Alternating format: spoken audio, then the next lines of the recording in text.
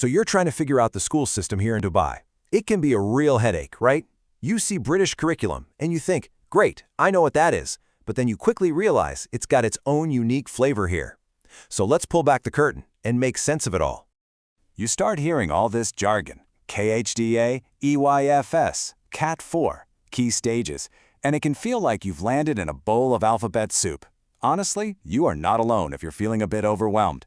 But stick with me, because we're about to turn all that confusion into confidence. Here's our game plan. We're going to start with the absolute basics, the language. Then we'll walk through each stage of your child's journey, from their first day to their last year of primary. We'll cover that all-important Dubai factor and wrap up with how to spot if your child might need a little extra help. This is your roadmap. Okay, first things first. Let's tackle the number one thing that trips up almost every single expat parent. If you can get your head around this one simple difference, everything else just clicks into place. It really is pretty simple when you see it laid out like this. The British system says years, where other systems like the American one say grades. So if your child is 4, they'll be in FS2, which is basically the same as KG1. A 6-year-old, that's year 2, which is like grade 1. And you can see how these years get bundled together into what they call stages: EYFS, Key Stage 1, and Key Stage 2. We'll get into exactly what those mean in just a sec. Now, here is a crucial local rule that you have to know about.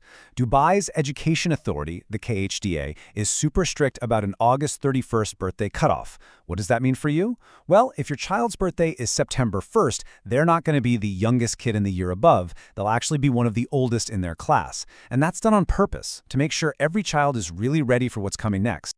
Okay, let's talk about the very beginning of this journey. It's called the Early Years Foundation Stage, or EYFS for short. And let's be super clear, this is not just playing around all day. This is play with a purpose, a really carefully structured program designed to get little ones primed for big school.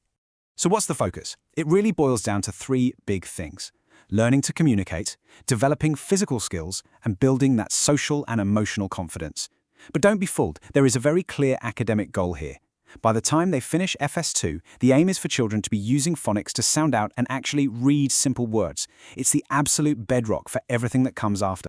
So, please do not panic if your 4-year-old isn't curled up with a chapter book. That is not the goal. The real thing to watch is their grasp of phonics, the sounds that letters make. Because if they have a hard time with that jump into the more formal desk-based learning in year 1, well, it's going to feel like a very big leap. And that brings us to Key Stage 1. This is where the whole vibe changes. We're moving away from learning mostly through play and into a more structured, formal, let's sit at a desk kind of environment. And honestly, this transition can be a real shock to the system. We often call it the year 1 shock, not just for the kids, but for the parents too. All of a sudden, the expectations are different. The day is more structured, and it's probably the single biggest adjustment they have to make in all of primary school. So academically, things get a lot more focused. In English, it's all about phonics, phonics, phonics, and there's even an official check-in in year 1 to see how they're doing. In maths, they've got to get their heads around number bonds, which is just a fancy way of saying all the pairs of numbers that add up to 10 or 20. And then, at the very end of year 2, they'll sit their first proper standardized tests, the KS1 SATs. Now, these are pretty low-key, but the results are used by schools to group students into different ability sets for year 3. Right. Once that academic core is built, we move into the next big phase, Key Stage 2. This is where the training wheels start to come off. The academic pace picks up, and the real goal is to shape these kids into independent learners. I think this is the best way to understand the shift. Everything in Key Stage 1 was about learning to read, just decoding the words on the page. Now, in Key Stage 2, the switch flips. It's all about reading to learn, using that skill to understand science, to get history, and to work on their own. It is a massive change in thinking. And that big leap comes with some classic challenges. You'll probably hear teachers talk about the year 3 dip. That's when kids can really struggle with the new expectation to write more, and for longer. In maths, by year 4, knowing their times tables inside and out is an absolute must. And this whole stage builds towards the year 6 SATs, which are pretty high-stakes exams that can really influence which class or stream your child is placed in for secondary school. Okay, so that's the standard British curriculum in a nutshell, but we're in Dubai. And that means there's a whole other layer of stuff that gets added on top, things that are totally unique to being in school here in the UAE. Every single school following the British curriculum here also has to teach these ministry subjects. They are totally non-negotiable. So from year 1 onwards, all non-native speakers are in Arabic B class, and all Muslim students take Islamic studies. It's a core part of the school week. And look, let's just be direct about this. For a huge number of expat kids, Arabic B is the subject they find the most difficult. And because it's a mandatory subject that goes on the report card, a low grade can pull down their whole average. It can be a real source of stress for kids and for parents. On top of the extra subjects, you've got unique tests. You will absolutely hear the term CAT4. So what is it? The most important thing to know is that it is not a test of what your child has learned. It's much more like an IQ test that measures their natural ability, their academic potential. And schools use these results to predict the grades your child should be getting. And then you've got the GL progress tests. Now these tests measure what your child actually knows, their performance. The result is given as something called a staining score. It sounds complicated, but it just means standard 9. It's a simple scale from 1 to 9. And all you really need to remember is this.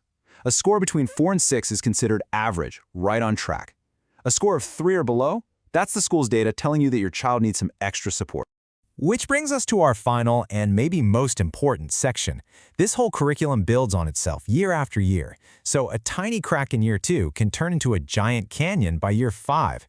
The key is spotting the warning signs early before they become a major problem.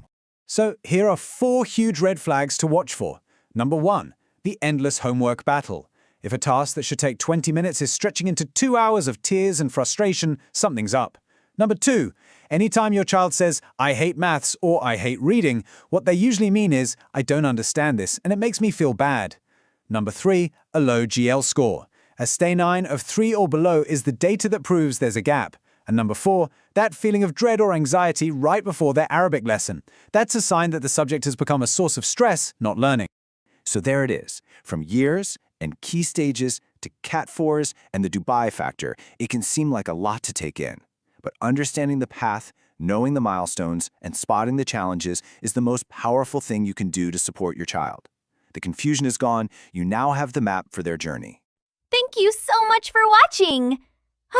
And for more helpful videos, math and science videos, don't forget to like this video and subscribe to our channel. See you soon!